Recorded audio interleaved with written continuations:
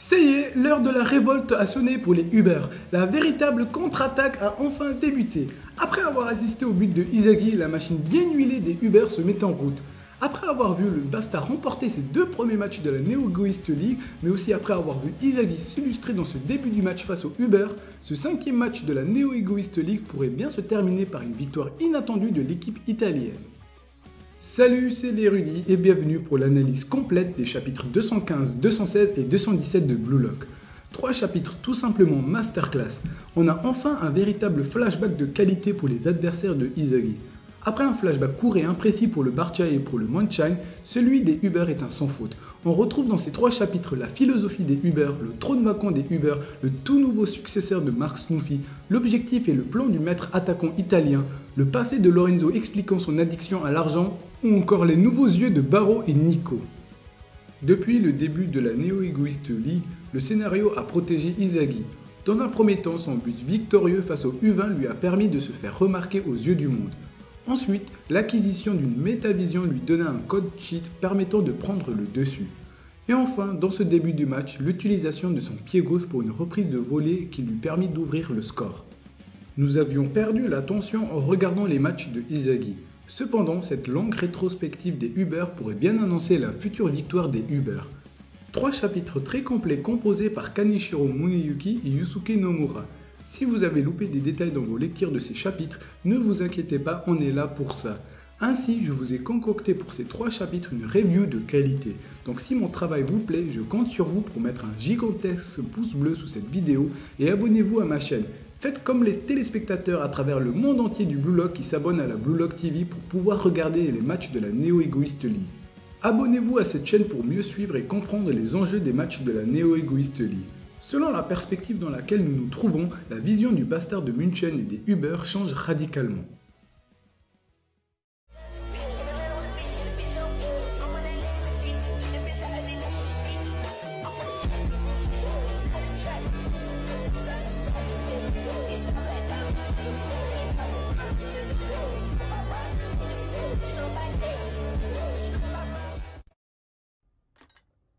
Barrow ってさ、どんなプレーがありそうな。なんだそりゃ。聞いてどうする。お前とプレーで化学反応を起こしたいんだ。そのためにはお互いの求めるプレースタイルを理解しなきゃと思ってさ。教えてよ、お前のやりたいサッカー。俺のゴールのために動いてろ。以上終了。 Mais quel homme ce Barro, ça fait toujours autant plaisir de voir que Barro n'a pas changé à son entrée chez les Uber.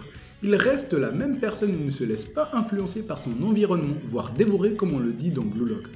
Comme je vous l'avais dit dans ma review précédente, Barro ne semblait pas enthousiaste par rapport au discours que nous avait fait Snoofy sur le travail. Il n'a pas la même vision du foot que le maître attaquant italien. D'ailleurs, il le dira lui-même directement à Snoofy devant tous les autres joueurs des Uber. Il s'agit d'une philosophie de merde mais surtout sans ambition. Nous avions découvert grâce au chapitre 214 que la philosophie des Uber est basée sur le travail. Les employés qui sont des joueurs sont obligés de gagner. C'est ainsi qu'ils sont payés et il s'agit de cet argent même qui les nourrira et les logera. Snoofy considère le football comme du travail. Il établit des plans de jeu, des schémas d'attaque et de défense mais aussi différents scénarios. Bien sûr, tout devient donc des schémas tactiques. Ces joueurs se doivent de mettre tous les jeux préparés par le maître attaquant dans leur tête. En les effectuant, il y a de grandes chances qu'ils gagnent presque tous les matchs.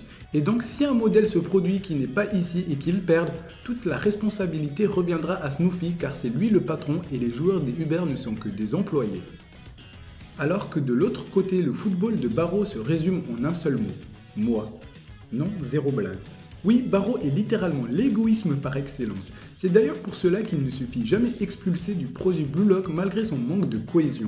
Sa philosophie consiste à ce que tous les ballons parviennent jusqu'à lui et que toutes les actions se concrétisent grâce à ses buts. Avant que Inzaghi ne l'humilie, il se considérait carrément comme le seul acteur principal du terrain. Barro percevait tous les autres sur le terrain comme des rôles de soutien se déplaçant pour ses propres objectifs. Néanmoins, après sa perte symbolique face à Inzaghi au chapitre 64, où il sentait qu'il avait perdu sa place en tant qu'acteur principal, Barro a adopté une approche plus restreinte de sa propre philosophie.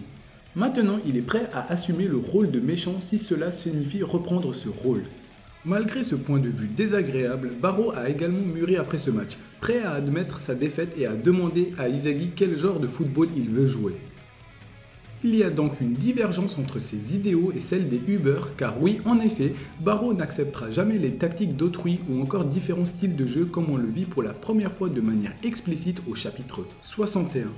Barreau avait refusé d'établir des plans d'attaque avec Izagi et Nagi, préférant cela jouer individualiste. On pourrait même demander à Barreau pourquoi a-t-il signé là-bas? Espérait-il imposer ses idéaux dans une équipe réputée défensive?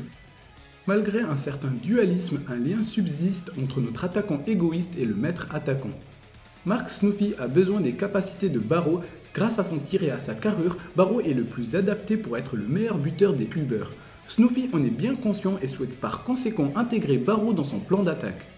Bien évidemment, avec le caractère de Barreau, il ne semble pas étonnant qu'il se prenne un refus direct en réponse à la demande de Snoofy de tester une seule fois sa philosophie. Pour Barreau, le football ne consiste pas en un travail, mais il s'agit de ce qui lui permettra de devenir le roi et par conséquent il ne régnera que par ses propres moyens sans aide. Mais alors comment se fait-il que Snoofy propose à Barreau de devenir son successeur malgré une opposition de leur philosophie? Snoofy voit sûrement en Barreau son ancien lui, le joueur arrogant et imbu de lui-même qui ne se repose que sur son talent. C'est d'ailleurs via un flashback d'un autre flashback que nous verrons le passé du maître attaquant italien qui perdra son meilleur ami. À cause de la gloire et de la fortune, Snoofy et son meilleur ami pensaient à devenir les rois du ballon. Mais malheureusement, la réalité les rattrapa.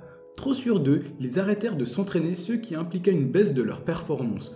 Pour essayer de retrouver leur niveau, ils forcèrent en s'entraînant davantage, ce qui engendra des blessures.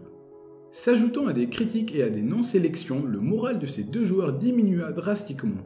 C'est donc ainsi que Snoofy perdit son meilleur ami, s'étant suicidé. Un chemin que Barreau aurait pu prendre. Pour cette raison, Snoofy cherche à faire prendre conscience à son protégé le risque qu'il encourt à s'efforcer de se la jouer individualiste et de devenir imbu de lui-même. D'ailleurs, nous avons sûrement l'explication de la cause de la philosophie de Mark Snoofy. Via son passé, le maître attaquant privilégie les schémas tactiques aux réflexions personnelles car cela empêche les joueurs de devenir trop sûrs d'eux et de négliger leurs entraînements. Snoofy aimerait sûrement éviter de donner une très grande pression à ses joueurs afin de ne pas influer sur leur performance et leur morale comme ce fut le cas pour lui et son ami. Une sorte de véritable traumatisme qui pèse sur le maître attaquant. Mais alors comment Barreau a-t-il accepté la philosophie des Uber? Oui, je ne vous apprends rien que s'il n'avait pas accepté, Snoofy ne l'aurait jamais fait jouer dans la Néo-Égoïste League. Lors de la défaite des Uber face au PXG, Barreau ne joua sûrement pas car sa prime était de 0. Nous pouvons donc penser qu'à ce moment-là, il n'avait pas encore accepté la philosophie des Uber et la requête du maître attaquant italien. Pourtant, dans ce match, Barreau semble enclin à cette philosophie, ordonnant même aux Uber de récupérer le ballon. L'idée première qui me vient en tête comme ça est un jeu tourné autour de Barreau. Tous les plans de jeu et schémas offensifs ont comme objectif de contribuer au but de Barreau. Ainsi, les deux côtés se trouveraient satisfaits car les tactiques de Snoofy subsisteraient et Barreau resterait l'acteur principal de sa réussite. Donc un compromis aurait été discuté par ce duo, car l'un ne peut pas se débrouiller tout seul. Snoofy a besoin d'un attaquant imprévisible capable de renverser la vapeur si ses données s'avèrent erronées, tandis que Barreau a besoin de voir ses coéquipiers hausser leur niveau de jeu afin de le soutenir. Barreau doit donc s'adapter à Snoofy comme il l'avait dit à Izagi lorsqu'il devint l'antagoniste. Barreau cherche à s'adapter à différents types de situations pour continuer de régner sur le terrain. Snoofy, par le jeu, lui a démontré sa supériorité et que Barreau n'est que pour le moment un enfant immature en train de se former. On peut se poser la question de si Barreau serait prêt à changer. Avec son caractère, nous le voyons honnêtement tous incapables de se reconstruire comme le ferait Izagi avec ses pièces de puzzle. Faut se le dire, Barreau n'est pas Izagi. D'autant plus que les auteurs nous montrent bien que Barreau est fidèle à lui-même. Que ça soit pour ses entraînements au tir de 28 mètres ou encore sa séance de méditation préférée.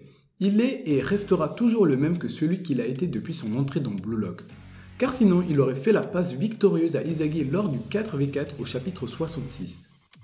Barreau n'a pas changé mais a évolué en devenant un antagoniste afin de toujours converger vers son objectif de rester le roi du terrain. Ici, ça serait pareil, il n'adhère pas à la philosophie de Snoofy et n'adhérera jamais. Cependant, pour devenir le roi du terrain, il compte se servir de cette philosophie pour se hisser au sommet, mais en revanche uniquement à l'aide de ses moyens. Tandis que Snoofy se soucie de ses joueurs, y compris Barreau, malgré son égoïsme. À travers son passé, il veut éviter qu'une telle tragédie se reproduise. Donc je parle bien ici de blessures, de la dépression et d'un passible suicide. Et c'est pourquoi il cherchera à tout contrôler avec ses schémas et ses plans de jeu, quitte à en faire des marionnettes, ce dont Barreau refuse. Nous avons tellement une incompatibilité entre Barreau et Snoofy, mais pour rentrer en compétition avec les autres équipes de la Neo Egoist League, il est nécessaire que ces deux personnes s'allient afin de gagner, car sans Barreau, il n'y aurait jamais de but contre le Barça. Pareil pour Barreau, sans Snoofy, ce n'est pas qu'un seul but que les Uber se seraient pris. Mais comme je vous le disais plus tôt, avec le mauvais caractère de Barreau, la tâche de Snoofy s'avère ardue. Car bien que Snoofy comprend le talent de Barreau et saisit l'importance d'avoir une bonne relation entre les deux individus, Barreau restera têtu jusqu'au bout. Ainsi, le seul moyen de le faire changer n'est pas de lui raconter une histoire tragique comme il le fit en premier, mais bien de lui faire comprendre son impuissance s'il persiste à se la jouer individualiste, quitte à le ridiculiser comme le fit Izagi avant Snoofy. D'ailleurs, la case où Barreau est au sol énervé est exactement la même après que Izagi l'ait ridiculisé au chapitre 63. Après cela, on ne peut que s'attendre à une folle évolution de Barreau après être tombé de son piédestal. D'ailleurs, on nous explique dans les chapitres 216 et 217 comment Barreau est parvenu à égaliser. Snoofy s'est servi de sa faculté à décocher des frappes de loin. Ce qui rend efficaces ces frappes ne sont pas la puissance ou la précision qu'il dégage, mais bien son imprévisibilité à l'effectuer. Dans un match, on ne s'attend pas à ce qu'il frappe de loin s'il est capable d'avancer bien plus. C'est pourquoi, pour augmenter son taux de réussite, Barreau doit assimiler des stratégies face au gardien car s'il rate de peu son timing et sa position à cause des défenseurs adverses, un bon gardien ne laisserait jamais passer le ballon. Il ne doit pas tirer quand il veut tirer, mais tel un prédateur, il se doit d'attendre le moment d'hésitation de sa proie. À la moindre ouverture, la proie mourra avant d'avoir réalisé que le prédateur chassant en groupe l'attaque. Cette allusion fait référence aux hyènes chassant en groupe pour dévorer. Le lion a évolué pour finalement être prêt à chasser en groupe comme les hyènes, l'animal opposé des hyènes. Preuve bien que Barreau soit incompatible avec la philosophie des Uber, l'évolution qu'il gagnera sera davantage. Snoofy a donc utilisé la capacité du tir de 28 mètres en l'incluant dans son schéma offensif. Les joueurs des Uber effectuent divers mouvements tout en se faisant des passes. En réponse, les défenseurs adverses commencent à bouger de plus en plus, ce qui implique de réduire le champ de vision de leur gardien qui commencera à hésiter vu qu'il ne perçoit pas tout le temps le ballon.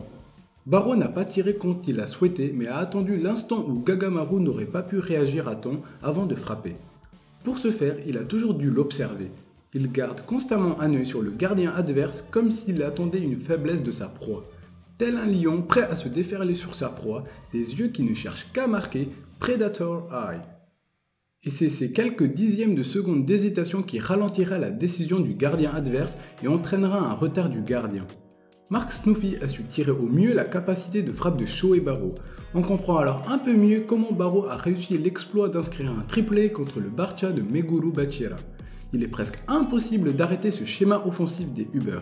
Bon, après ce n'est que mon avis, il suffira juste de bloquer Barreau et l'empêcher d'avoir le ballon comme Izagi le fit au début du match pour empêcher les longues frappes de Barreau. D'autant plus que, vu le caractère de Barreau, il n'acceptera pas que les joueurs des Uber continuent à s'avancer vers le but adverse sans lui faire la passe, ce qui le mettrait hors de rage et briserait cette formation. いいか、例えばノエル・ノア、現在世界最高のストライカーと称される彼はフランスのスラム街で育った。犯罪と貧困の中で彼にとって自分の運命を変える術はボール一つ。比喩でも何でもなくサッカーだけだった。世界にはそんな境遇で育ったストライカーがいくらでもいる。彼らのゴールに対するハングリーは計り知れない。 Parlons maintenant du passé de Lorenzo. On découvre qu'il fut abandonné par ses parents très jeunes, il dut vivre à la rue dans une extrême pauvreté. Un jour, un jeune garçon ayant du caractère fut abandonné par ses parents le laissant seul dans la rue et sans argent. Brisé mentalement, ce jeune garçon enchaîna les délits mais il s'en fichait des sanctions et des peines car peu importe ce qui pourrait bien lui arriver. Il arnaquait toutes les personnes qu'il pouvait. Ce pauvre garçon était au fond du trou et vivait une vie de souffrance. C'est alors qu'il fit une rencontre qui allait changer le reste de sa vie. Ce jeune garçon se nommant Lorenzo rencontra une célébrité mondiale. Il s'agissait de Mark Snoofy. Ce joueur retrouva le petit Lorenzo dans la rue au bord de la mort qui lui demandera des sous. Snuffy, le cœur tendre, accepta sans hésiter et alla même jusqu'à lui demander combien aimerait-il d'argent et lui propose par la même occasion de venir travailler avec lui. On retrouve ici encore la notion de travail. Pour Snuffy, tout ce qu'ils font, ce n'est que du travail. C'est comme si le maître attaquant engage Lorenzo comme employé et lui promet de lui donner de l'argent à condition qu'il exécute toutes les tâches qu'on lui donne. On apprendra également que Lorenzo considérait au départ Snuffy comme un abruti à qui on pouvait extorquer de l'argent. C'est ainsi que Lorenzo demandera au maître attaquant de l'argent et qu'on lui transforme ses dents en or. Aussitôt dit, aussitôt fait, Mark Snuffy traîne le jeune Lorenzo directement chez un dentiste et réalisera son rêve en une fraction de seconde. Voilà donc l'origine de ses dents en or. Quant à l'origine de son obsession pour l'argent, il provient de son passé où il vivait dans une extrême pauvreté et où il comprit grâce à Snuffy le pouvoir et la valeur de l'argent. Avec de l'argent, on peut tout faire. Pour mieux comprendre la doctrine de Lorenzo, je vous invite à consulter la review du chapitre 211 qui s'affiche ci-dessus et qui sera en description. 夢は夢で終わってしまいそうです。いつか日本代表のエースストライカーになって、そしてワールドカップ優勝するっていう俺のアホみたいな夢が。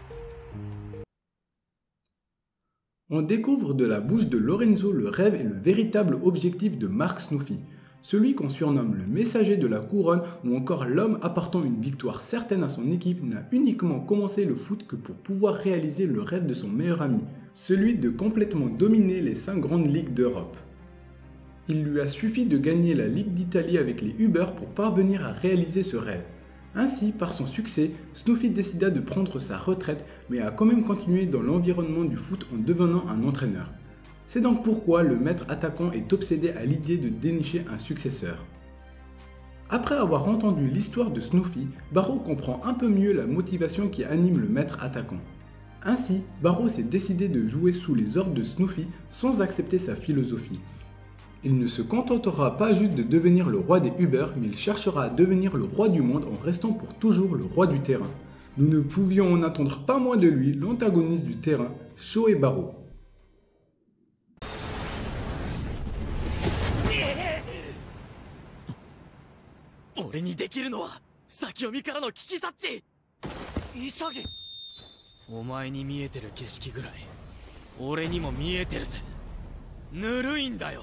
En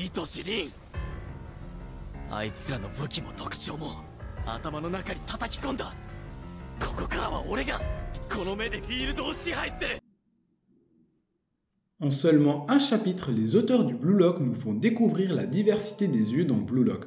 Après la métavision de Izagi, c'est au tour de Nico Ikki de parvenir à l'utiliser. Barrow a aussi eu le droit à son évolution avec son Predator Eye, titre du chapitre 317. Mais avant tout, comment les Uber ont-ils bien pu récupérer le ballon dans les pieds de Izagi? Les Uber ont dû sûrement répertorier et répéter des dizaines de schémas tactiques différents. Mais la clé de ces schémas réside dans la capacité de Nico Ikki placé en milieu défensif. Il contribue à la récupération du ballon en cas de petit imprévu afin que le schéma perdure. Entre guillemets, il est la pièce manquante des Uber pour que les plans de jeu fonctionnent. Car oui, il peut suffire qu'un joueur possédant une vision exceptionnelle interfère avec les plans de jeu des Uber. Mais Nico Ikki sert justement à le réprimander afin qu'il ne perturbe pas les stratégies des Uber. Néanmoins, comme vous pouvez le voir, le ballon est sorti en touche.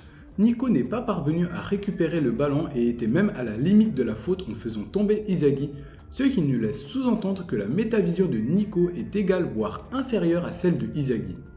De plus, nous pouvons observer que les yeux de Izagi diffèrent de celles de Nico. Là où les yeux de Izagi ressemblent à des puzzles qui font référence au personnage qui se déconstruit pour se reconstruire, les yeux de Nico symbolisent Nico qui cible un joueur comme lors du match face à Izagi lors de la première sélection, mais encore aussi son geste habituel avec sa main devant ses yeux formant un rond, comme s'il cherchait à viser une personne. Mais alors comment a-t-il réussi son coup? Le point commun dans la récupération du ballon face à Izagi réside dans l'intervention de Nico Ikki qui récupéra le ballon uniquement au moment où Izagi avait lui-même récupéré le ballon. Essayons de se visualiser une scène classique. Les joueurs des Uber récupèrent le ballon face à Izagi, mais avant de pouvoir lancer leur contre-attaque, notre héros japonais surgit pour voler le ballon. Nico Ikki muselle le jeu de Izagi en surgissant au moment où il parvient à récupérer le ballon. Ce court instant ne laisse pas le temps à Izagi de réfléchir et c'est pourquoi Nico en profite avant qu'il puisse réfléchir. La seule solution qui s'offrirait à Izagi serait de prévoir où le ballon atterrira grâce à sa métavision et ensuite de récupérer le ballon. Rien de nouveau jusque-là. Cependant, pour échapper à la vigilance de Nico, Izagi se devra d'anticiper la récupération de Nico qui, étant donné, possède la métavision et est capable de prédire que Izagi parviendrait à récupérer le ballon. Pour ce faire, Izagi devra réfléchir en observant la position idéale où on pourrait lui voler le ballon. Entre guillemets, comme s'ils s'affrontaient, Izagi devra chercher le meilleur endroit pour se voler le ballon. À la fin, nous aurions une confrontation mentale entre ces deux joueurs comme nous l'avions déjà eu par le passé lors de la première sélection. Ce fut le même cas avec Izagi et Rin s'anticipant mutuellement, ce qui nous laisse penser que Reichi, grâce à son agressivité et son endurance, s'occupera de stopper Baro. Quant à Lorenzo, je vois bien dans la première partie du match Kaiser et dans la seconde partie Iori comme nous le montrent ses réactions à la vue des actions de Lorenzo. On comprend un peu mieux donc le discours de Noah avant le match qui nous affirmait que la clé résidera dans les duels. Le but serait ainsi d'isoler les joueurs des Uber afin de les empêcher de pratiquer leur schéma tactique. Bien que le match soit intense, nous en sommes loin, mais vraiment très loin du climax dans ce match. La prochaine équipe marquant le but prendra l'ascendant dans le match et pourrait potentiellement être l'équipe victorieuse dans ce 5e match de la Neo Egoist League.